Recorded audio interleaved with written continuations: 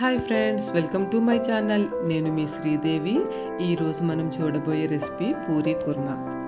ఈ కుర్మాని చాలా సింపుల్గా 10 to 15 మినిట్స్లో ఎలా ప్రిపేర్ చేసుకోవాలో ఈరోజు వీడియోలో చూపించబోతున్నాను. మరి ఈ కుర్మాని ఎలా తయారు చేయాలో చూసేద్దామా? దీనికోసం ముందుగా బాండీలో 1 టేబుల్ స్పూన్ ఆయిల్ని హీట్ చేసుకోవాలి. ఈ కుర్మాకి ఆయిల్ కొంచెం తక్కువ పడుతుంది. ఆయిల్ బాగా హీట్ అయిన తర్వాత 1 టేబుల్ స్పూన్ పచ్చిశనగపప్పు, 1/2 టీ స్పూన్ జీలకర్ర, 2 రెబ్బల కరివేపాకు వేసుకుని పోపుల్ని బాగా వేయించుకోవాలి.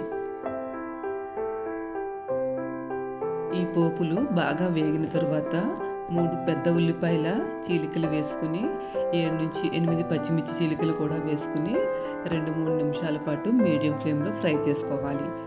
ఏ కర్రీకైనా ఆనియన్స్ ఎక్కువ వేగితే బాగుంటుంది.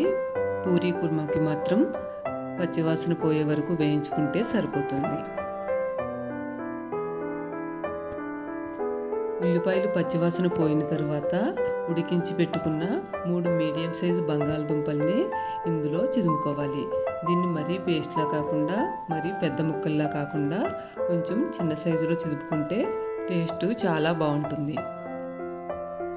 మనం బంగాళదుంపల్ని పచ్చిగా చిన్ని ముక్కలు కూడా కోసి వేసుకోవచ్చు. అలా అయితే ఉడకడానికి కొంచెం టైం పడుతుంది. తరువాత దీనిలో 1 teaspoon salt, 1/2 teaspoon పసుపును వేసుకుని ఒకసారి బాగా కలిపి 750 ml వాటర్ పోసుకుని హై ఫ్లేమ్లో కుక్ చేసుకోవాలి. దీనికి కొంచెం వాటర్ ఎక్కువగానే పోసుకోవాలి, లేదంటే మనం శనగపిండి వేసిన తర్వాత కర్రీ గట్టిగా అయిపోతుంది. ఈ వాటర్ మరిగేలోపు పిండిని కలుపుకుందాం.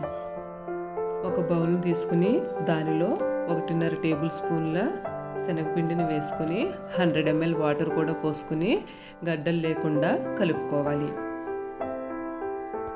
శనగపిండిని మరీ ఎక్కువగా వేసుకోకూడదు.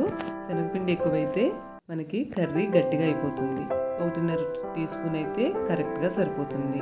తర్వాత దానిలో కొద్దిగా పసుపు కూడా వేసుకుని కలుపుకోవాలి. కర్రీలోని వాటర్ మరుగుతున్నప్పుడు మనం కలిపి పక్కన పెట్టుకున్న శనగపిండిని వేసుకుని బాగా కలుపుకుని సిమ్లో 3-4 నిమిషాల పాటు కుక్ చేసుకోవాలి. మనం ఉడికించిన బంగాళదుంపలు వేసుకున్నాం కాబట్టి వాటర్ మరుగుతున్న వెంటనే శనగపిండిని కలుపుకోవాలి.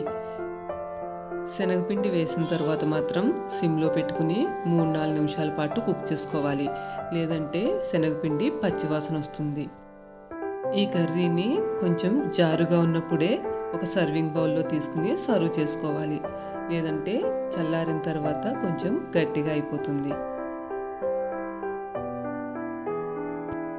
చూసారు కదా ఎంత సింపుల్గా చేసేసుకున్నామో ఈ పూరీ కుర్మాని. ఇది వండడానికి మ్యాక్సిమం 10 to 15 మినిట్స్ పడుతుందండి. మరి మీరు ట్రై చేసి మీకు ఎలా వచ్చిందో కమెంట్ బాక్స్లో మెసేజ్ చేస్తారు కదా. నా ఈ వీడియో మీకు నచ్చినట్లయితే లైక్ చేయండి, షేర్ చేయండి, సబ్స్క్రైబ్ చేయడం మర్చిపోకండి. పక్కనున్న బెల్ ఐకాన్ క్లిక్ చేస్తే నా నోటిఫికేషన్స్ అన్నీ మీకు ముందుగానే వస్తాయి.